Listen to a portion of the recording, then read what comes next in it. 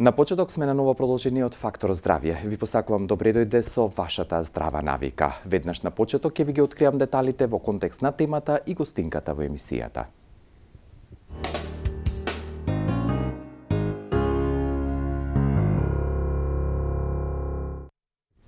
Утрово на глобалната мрежа Светската здравствена организација ја публикуваше својата најнова препорака која што се однесува на пандемијата со COVID-19. Во она што е таму реферирано е фактот дека Португалија како држава се нагласува дека изминатиот месец најдобро се справува со оваа пандемија. Фактите кои што говорат во таа насока се дека 85% од жителите на Португалија веќе се вакцинирани. Тоа е едниот факт, а другиот факт за успешност на оваа држава со справување со делта сојот е свесноста на граѓаните и соработката помеѓу воената и секако полициската служба во оваа држава.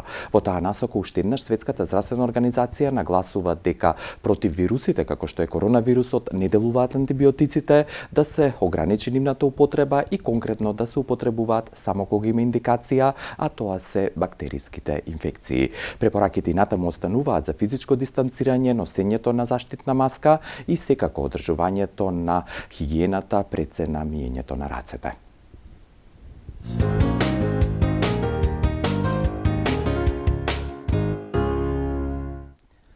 Овие први факти кои што ги изнесов денеска во Фактор здравје, верувам дека ќе ги применувате како препорака и заштита не само од коронавирусот, туку и од сите агенси кои што не демнат, би рекол, во овој период од годината.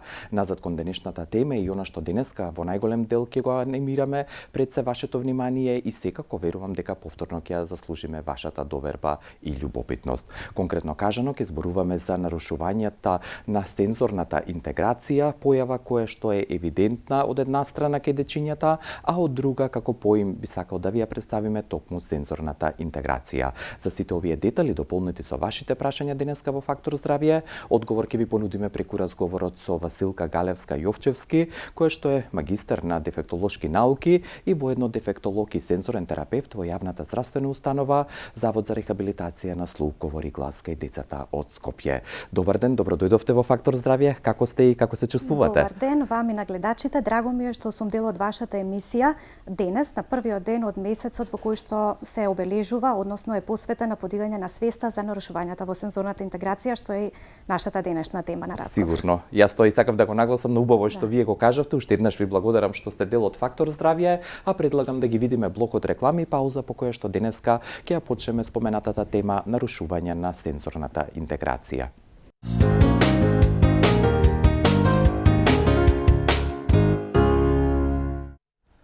Целта на денешната емисија и денешната тема нарушување на сензорната интеграција е да ве запознаеме пред се со овој поим, што тој означува, кога има нарушување, кои се причините и секако на најважното, кога и каде да се побара одредена помош. Сите овие детали денеска во Фактор здравје ќе ги разговараме со Василка Галевска Јовчевски, која што е магистар на дефектолошки науки. И првото мое прашање кое што нормално се наметнува е да го дефинираме пред се поимот што означува сензорната интеграција.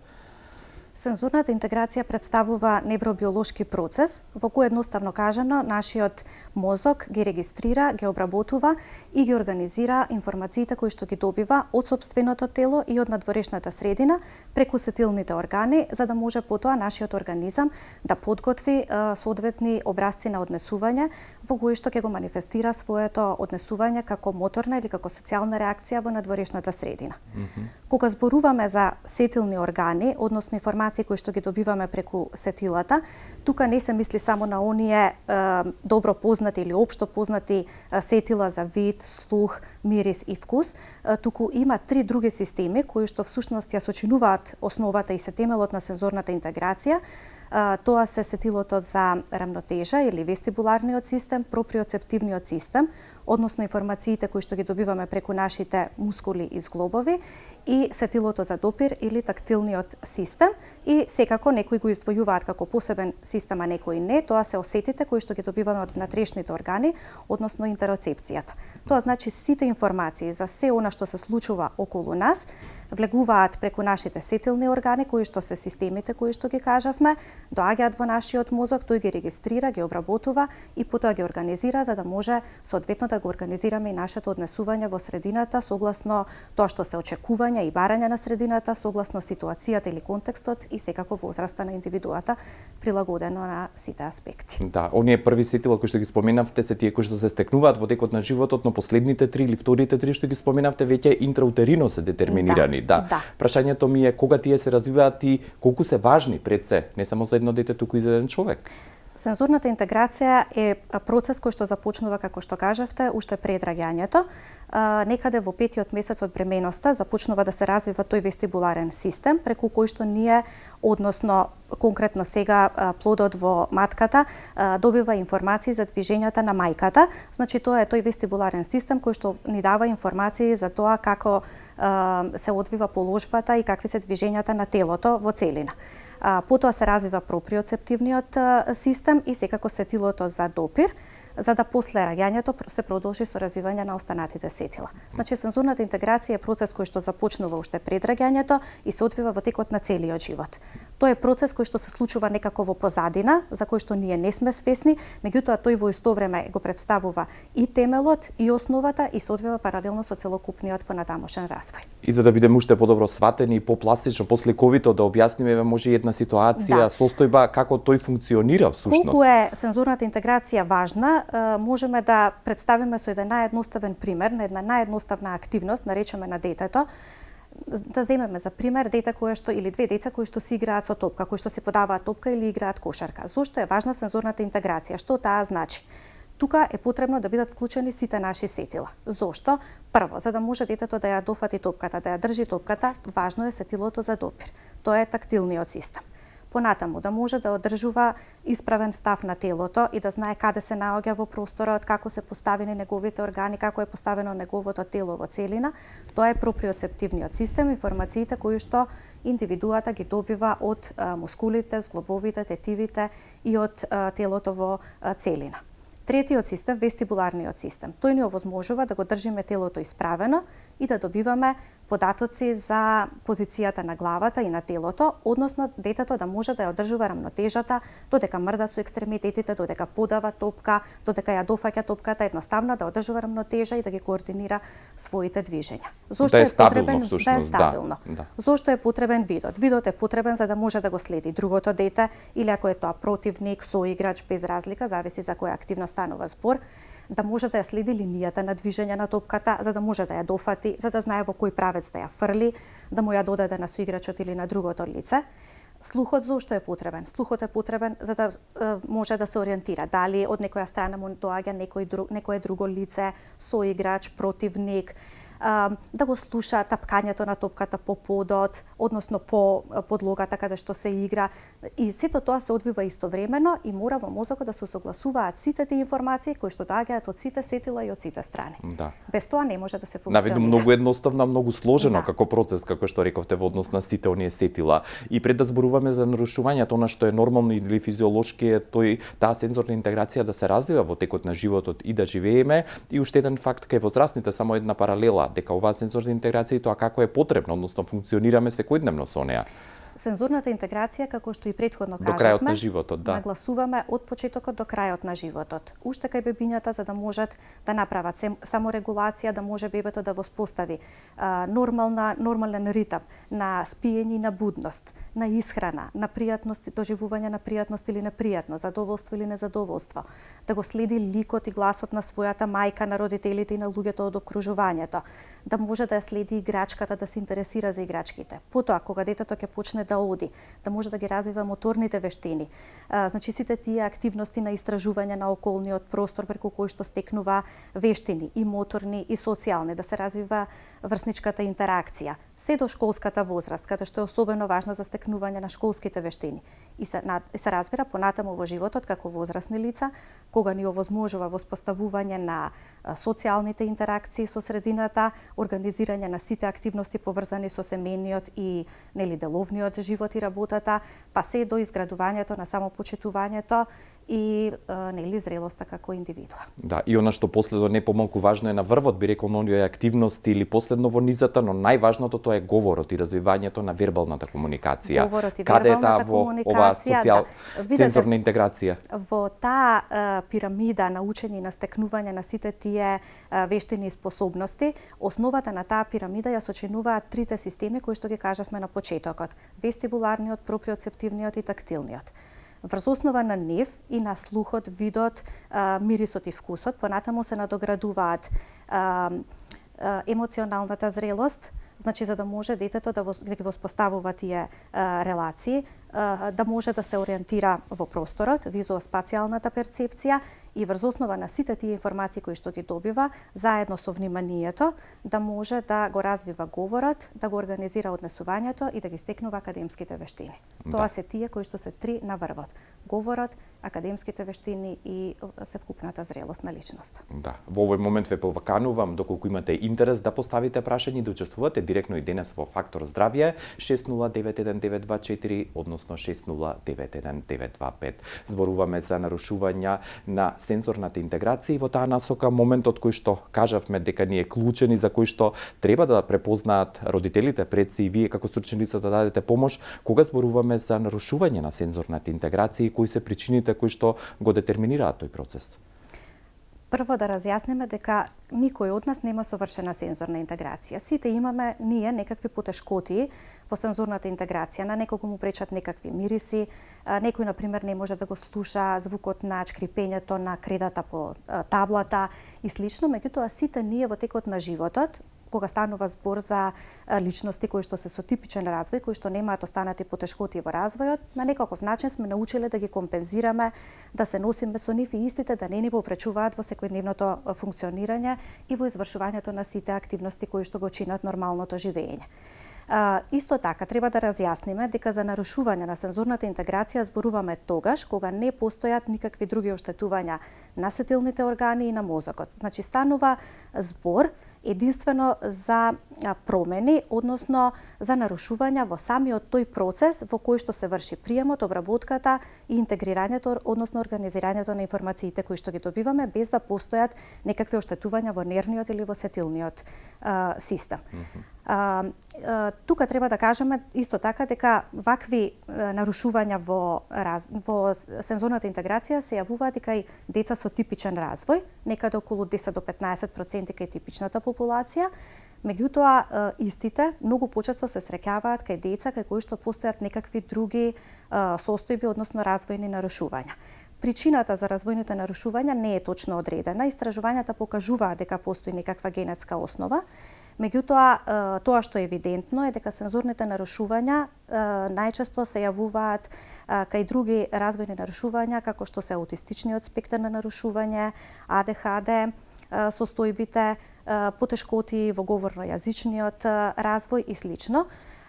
И исто така карактеристично е и тоа дека еве ние правевме едно истражување кај нас во Заводот за рехабилитација на слух, говор и глас, каде што сензорната интеграција се работи во програмата за интензивен рехабилитацијски третман. Таму имаме дечиња кои што имаат аутистичен спектар на нарушувања и потешки развојни нарушувања. И анализата на податоците покажа дека кај овие деца 8 од 10 деца имаат сензорни нарушувања, што е навистина голем процент. Да. Ако гените ги тргнеме настрана, како што рековте, генетската предиспозиција, каде се причините? Дали може би предвременото раѓање или некои други проблеми кои што мајката пред раѓањето ги имала може да детерминираат или да бидат причина за овие нарушувања? Да, истражувањата го потврдуваат и тоа, дека се среќаваат и кај предвремено родени деца кои што пренатално или во текот на породувањето настанале некакви проблеми, кај деца со церебрална парализа, значи кои што се придружени со некакви други состојби, придружени со други оштетувања. Да, тука ќе направиме пауза. Ви благодарам за овој прв дел од разговорот. Следуваат вториот блок реклами, пауза по која што ве поканувам да останете до крај со Фактор здравје и денешната тема нарушувања на сензорната интеграција.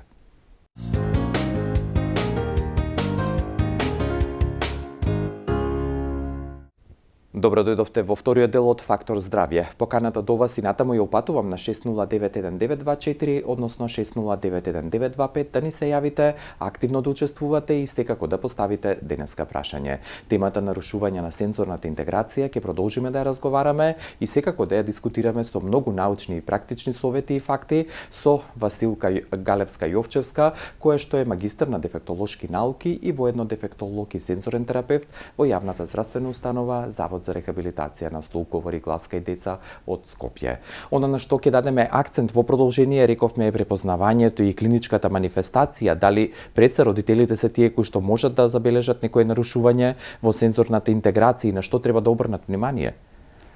Нарушувањата во сензорната интеграција имаат таква клиничка слика која што може да биде лесно препознаена од страна на родителите на почетокот. Може да се забележи уште кај новородените бебиња, затоа што тие немаат воспоставена саморегулација. Тоа се бебиња кои што или се претерано раздразливи, постојано плачат, родителите на никаков начин не може да ги смират дури кога се задоволени сите нивни физиолошки потреби. Бебиња кои што имаат нарушен ритам на денот воопшто. Некои од нив покажуваат прерана потреба за седење, кои што рано започнуваат да држат главата исправено или да се превртуваат од стомак на грб или обратно. Или пак од друга страна може тоа да бидат бебиња кои што се претерано мирни, кои што цело време спијат, кои што не се заинтересирани за средината, не обраќаат внимание на гласот и на интеракцијата која им ја пружа мајката, на обкружувањето во целина. Понатаму, кога детето ќе почне да оди, да ја истражува средината, тоа се деца кои што, доколку се тие пречувствителни, тогаш ќе започнат да ја избегнуваат средината, затоа што на нив им пречат дразбите од надворешната средина. Тие може да бидат преосетливи или на звуци, или на дразби кои што се визуелни, да речеме пресилна светлина, да ги затвараат ушите, да ги затвараат очите доколку тие им пречат. Или пак од друга страна, ако се тоа деца кои што се помалку осетливи, постојано да бидат во движење, да имаат потреба од дразби, постојано да одат, да фаќаат предмети, да допираат луѓе и така натаму. Да, имаме некого на линија, благодарам за разбирањето. Добар ден. Добар ден. Дали цигарата не е? Само намалете го тонот на вашиот телевизор. Ви благодарам. Да. Добро. И кога е трудна. Добар ден уште еднаш, дали ме слушате? Дали имаме уште едно јавување? Добар ден. Ало, добар ден. Да, добро дојдовте господјо во Фактор здравје, одлично ве слушаме. Што имате да прашате? Добар ден, поздрав за вас и за гостинката. Би Благодарам. сакала да прашам за сензорно нарушување поврзано со храна. Син ми има 4,5 години и веќе некое време, од некаде 3 годишна возраст, потполно избегнува да јаде цврста храна.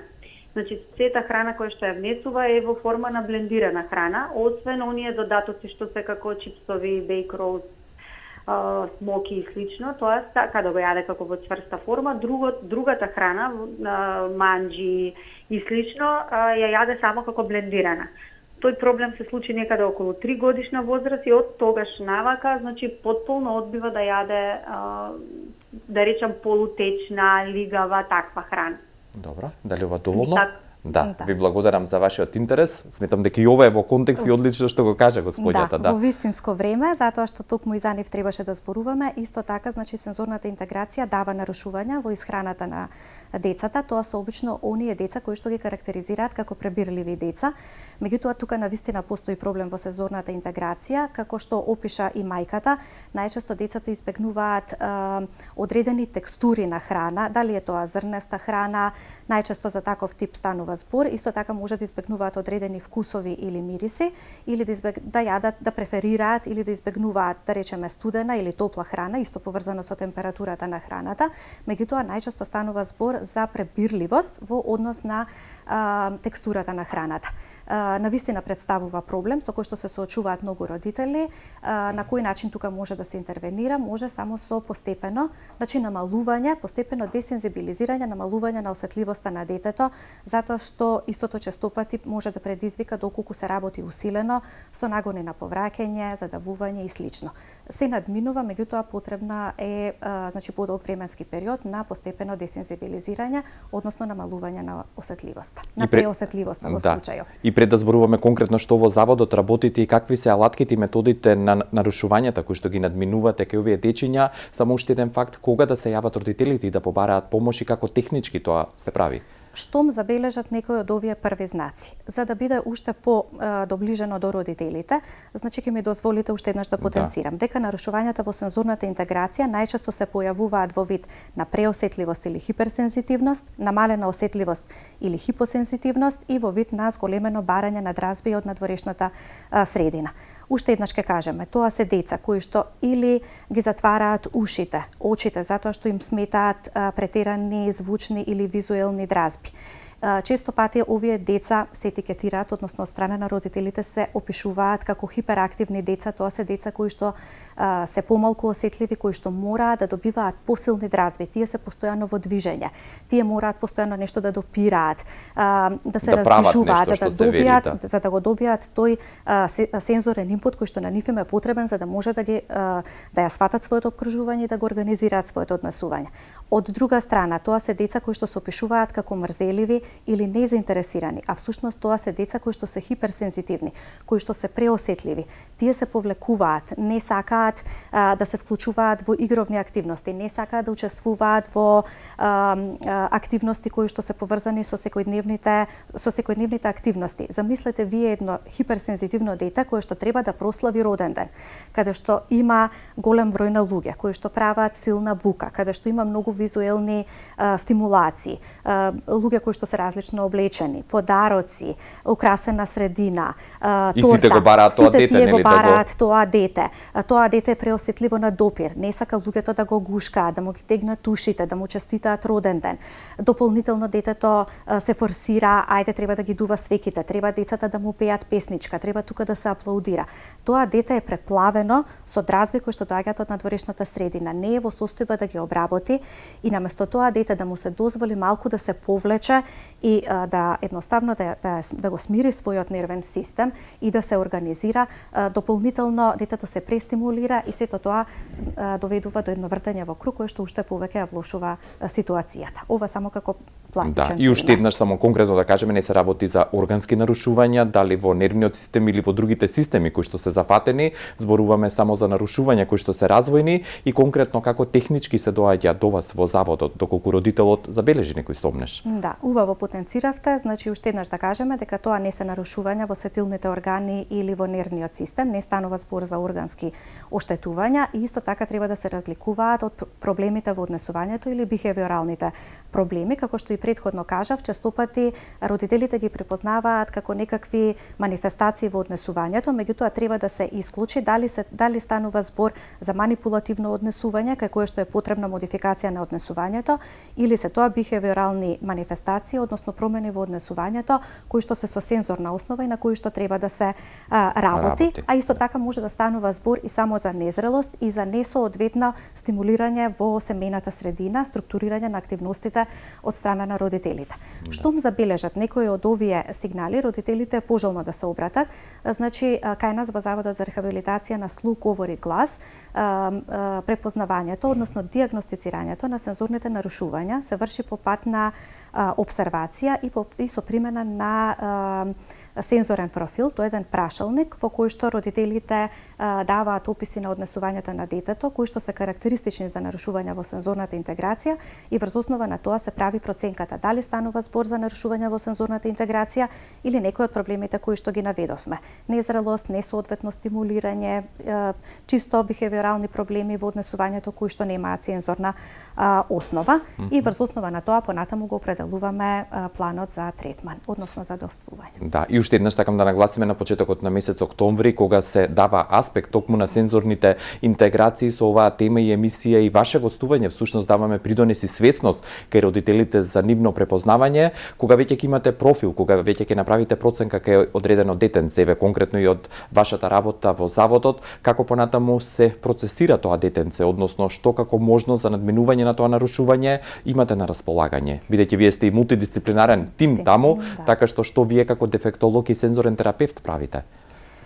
Доколку се утврди дека постојат нарушувања во сензорната интеграција, планот за действување е во зависност од тоа во каков степен се тие изразени и како се манифестираат, бидејќи не секогаш тие бараат да речеме пристап кој што вклучува терапија на сензорна интеграција. Терапијата на сензорна интеграција најчесто се користи тогаш кога имаме нарушувања кои што се во поголем обем и со кои што родителите не можат сами да се справат, ниту може да се очекува дека детето или поединецот, ако станува збор за поголемо дете, ќе може самото да се носи со нив и да ги скомпензира и да може да функционира заедно со истите без тие да ги попречуваат неговите секојдневни активности. Терапијата на сензорна интеграција во заводот се спроведува во соба за сензорна интеграција, која што е... Имаме и фотографии, извинам што ќе ве прекинам од режијата, ќе побарам да ни ги покажат и може да ги коментирате доколку нешто допира нормално и пред се да биде појасно сватено од родителите. Секако, со терапијата на сензорна интеграција, со примена на структурирани активности во кои што на детето му се нудат мноштво на вестибуларни, тактилни и проприоцептивни активности, комбинирано заедно со визуелна аудитивна стимулација во зависност од тоа што ќе го покаже сензорниот профил како негови потреби и ограничувања, состојбите пополека да се надминуваат, доколку е детето хиперсензитивно, таа преголема осетливост постепено да се намалува, доколку е хипосензитивно да може да му се пружат дразби и постепено регистрацијата односно примањето на истите да се подобрува и понатаму истите да се обработуваат. Значи да се понуди на еден структуриран начин за да може детето да не применува нефункционални и неадекватни образци на однесување. Тоа е соба која што е соодветно опремена за секаков тип на овие активности, сензорни активности кои што се потребни во зависност од потребите на детето. Инаку во секојдневниот живот кај овие деца може да се применува и така наречена сензорна диета. Тоа е една листа со сензорни активности и нивна распределеност во текот на денот. Например, во кое време од текот на денот детето ќе прави прошетки по 10 минути, неколку пати во текот на денот кога му се дозволува, например, 10 минути да се лула на лулашка, да има одреден тип на активности, за да може повторно на еден организиран начин, кој што е и социјално прифатлив, на детето да му се овозможи задоволување на неговите сензорни потреби. Она што е најважно е да се направат родителите, наставниците и останатите лица кои што работат со децата, воспитувачите во градинките и така натаму свесни за сензорните потреби на детето, да ги препознаат и да можат да излезат во пресрет на истите, со што и детето ќе се направи пофункционално во социјалната средина. Примерот го спомнавме пред малку со прославувањето на роден ден. Често пати се случува родителите да имаат проблем кога одат во продавница или во моловите да купуваат, кога одат со дете кое што е, да речеме, преосетливо, хиперсензитивно, тоа не може да се носи со сите тие дразби кои што допираат до него, да речеме во моловите големи гужви, многу излози кои што нудат многу визуелни дразби, мириси на храна кои што се шират низ просториите, музика гласна. Детето сето тоа треба да го isprocesira и да може да се носи со истото. Значи, кога родителите ќе бидат свесни кои се ограничувањата и сензорните потреби на своето дете, ќе ги прилагодат и своите очекувања и на таков начин ќе ги организираат и своите секојдневни активности за да може детето соодветно да учествува во истите. Ако станува збор за училиште, наставникот исто така треба да биде свесен. Например, имаме ние некое дете кое што има зголемена потреба од разби за да може да функционира. Тоа ќе станува, ќе ги фрла тетратките или учебниците, ќе оди и ќе ги задева другите деца. Значи, и тие не можат во таква една средина соодветно да го организираат ниту часот, ниту да му помогнат на едното дете, ниту да работат со останатите ученици. Меѓутоа, кога ќе бидат свесни за тоа, со многу мали интервенции во таа околина, тие може да му помогнат и на детето, и себе си, и на останатите ученици. Ќе му дадат да избрише таблата, ќе го пратат, например, да донесе ужинка или слично. слично. Значи затоа треба сите ние да бидеме свесни за нарушувањата во сензорната интеграција, бидејќи истите најчесто се манифестираат како нарушувања во однесувањето на детето, носат бихевиорални манифестации, но може, ако станува збор за поедноставни, на многу едноставен и прифатлив начин и со малку труд и добра волја од сите нас, истите да се надминат и да им се овозможи на децата соодветно да функционираат. Секако не треба да заборавиме дека има таков тип на нарушувања кои што не можат со вакви секојдневни интервенции да се контролираат, тогаш се применува терапијата на сензорна интеграција. Во голем дел тие се надминуваат, иако е потребен подолг временски период, може детето да научи да биде функционално во средината, меѓутоа сепак треба да кажеме дека кај некои од нив, особено таму каде што се придружни состојби на аутистичниот спектар на нарушување, на АДХД и останати состојби,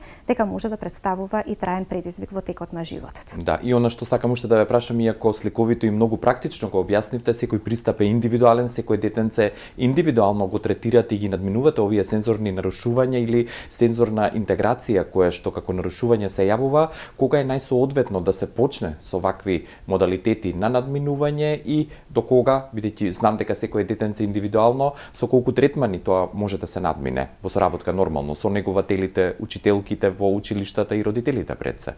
Колку порано родителите или стручните лица, да речеме, во градинките или во училиштата го забележат проблемот, толку е подобро веднаш да се започне со интервенцијата. Обично, значи, ваквиот тип на интервенции, терапијата на сензорна интеграција трае подолг временски период, изразено во месеци, па и во години, за да може да се очекува соодветно надминување, особено во години ако станува збор за деца кај кои што имаме аутистичен спектар на нарушување и други потешки развојни нарушувања.